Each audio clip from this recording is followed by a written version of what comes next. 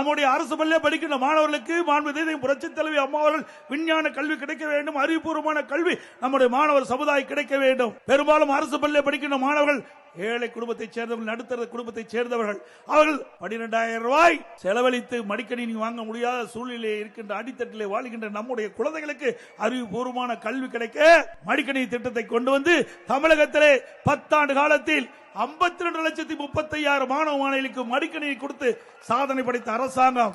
சுமார் 7,300 கோடி ரூபாய் இதற்காக செலவழித்தோம். இந்த ஆட்சி பொறுப்பேற்ற பிறகு தொடர்ந்து வலியுறுத்தினோம். நீங்கள் அனைத்து இந்திய அண்ணா திராவிட முன்னேற்ற ஆட்சியிலே கொண்டு வர திட்டம் என்ற ஒரே காரணத்திற்காக நம்முடைய மாணவருடைய திறமையான மாணவர்களை உருவாக்கக்கூடிய லேப்டாப் திட்டத்தை நிறுத்திவிட்டீர்கள். அதை தொடர்ந்து வழங்க வேண்டும் என்று சட்டமன்றத்தில் பிரதான எதிர்க்கட்சி என்ற முறையில் வலியுறுத்தினோம்.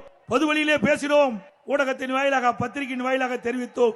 4 ஆண்டு காலம் திரு ஸ்டாலின் அவர்கள் கண்டுகொள்ளவே இல்லை. இன்றைக்கு மக்களுடைய செல்வாக்கை இழந்து விட்டார். நடைபெறுகின்ற சட்டமன்ற பொதுத் தேர்தலில் தோல்வி அடைந்து விடும் என்ற தோல்வி பயத்திலே இன்றைக்கு அறிவித்திருக்கின்றார்.